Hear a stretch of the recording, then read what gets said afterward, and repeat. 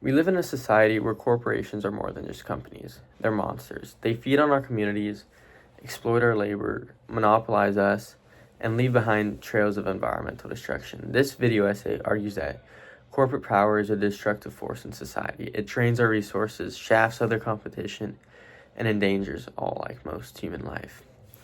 One of the biggest companies is Amazon, and it's most influential around the world, in my opinion. It was founded by Jeff Bezos originally as an online bookstore, and it's evolved into a global powerhouse. It's taken over e-commerce, entertainment, artificial intelligence, and it truly dominates the online retail. It shifted what we do today as individuals and customers and reshaped how we shop and work.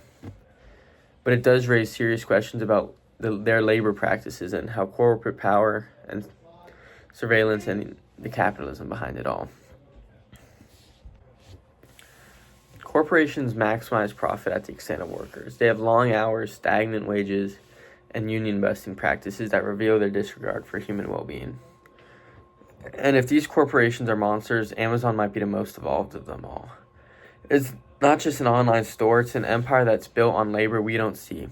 There's millions of workers timed to the second and push past human limits. By looking into Amazon, we're not just looking at one company, we're seeing how modern capitalism treats human labor as a whole and others like it.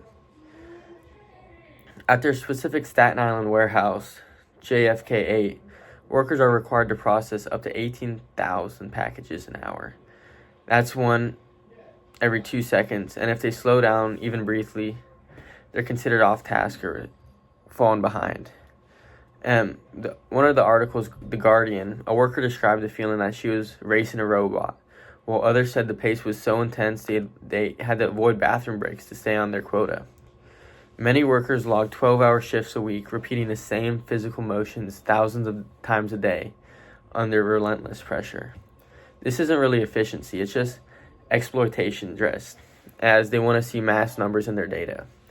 Every movement they do, every hesitation, everything that throws them off track, it ruins their reputation. And even though the human body can't do this, they want it to be a machine. And when those bodies break, Amazon treats injuries as just numbers on a spreadsheet. In a Guardian investigation, it found that 95% of injuries reported in the Amazon warehouses required time off or reassignment. Workers told reporters that when they got hurt, they're sent back to the Amazon in-house clinic, and where they're often just easily patched up with painkillers, ice, and just forced to go back into the work field. One worker stated they were struck in the head by a falling object. They were dizzy, nauseous. They went to the AmCare, and staff gave him aspirin and told him to get back on the floor. He later had to start a GoFundMe just to pay rent. And Amazon's response? Nothing. Silence. This story really shows how they don't really care about human suffering. Injuries just trigger accountability, and instead of anything going down and anyone taking action, it's just absorbed by the workers, and the workers themselves suffer. They usually go through lost wages, debt, and just lose their job entirely at this point. In this system, humanity is not their first priority. It's productivity. At the core of Amazon's model, it's disposability. The company can burn through the average warehouse worker in just 8 months, and this is according to The Guardian. This turnover isn't a flaw for them, it's a feature. It prevents the unionization, and it keeps all wages low. And it really keeps a stream of fresh, desperate labor, which is unhealthy for their business model and people around. And when workers in the Staten Island finally voted to unionize in 2022, Amazon immediately launched an aggressive anti-union campaign, holding constant meetings, spreading fear and propaganda, and really delaying all the negotiations for years to come. This evidence truly shows that corporate's only about self-preservation. It keeps their workers temporary and replaceable. Amazon really ensures that no one gains power through this. They keep their power high in the rankings and just keep the monopoly going. And this high turnover isn't a byproduct of their exploitation. It's really the core that keeps it going and sustains it all.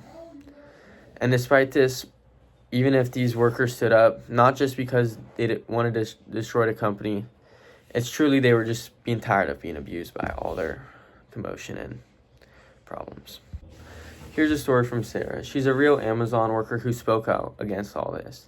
She worked 10 to 12-hour shifts in California. Throughout, her feet ached, her hands blistered, and her back throbbed in pain. But she couldn't afford to miss a day.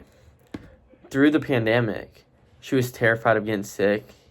There wasn't enough PPE for the workers, and social distancing is a fantasy in packing warehouse. Their concerns were never met. She felt like a cog, she said. If she stayed home, she'd lose her job. If I worked, she risked her health. Either way, Amazon truly won in the end.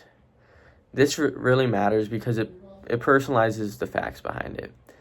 Every data point and injury, it's just a human being navigating all the impossible choices that Amazon doesn't make easy.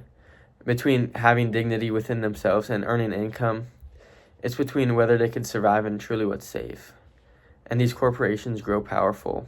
Workers like Sarah, they get trapped in this hole, and they can't escape as they're designed to keep exploiting their workers, and that's what they do for these companies to survive.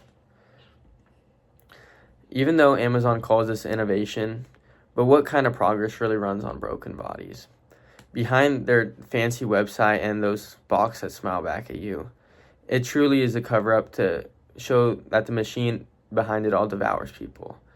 And that's what they think productivity is and where the profits lie. And this is the core truth behind corporate power. It doesn't innovate products, it innovates exploitation. And profit's their only goal in mind, and humanity in the end becomes the cost.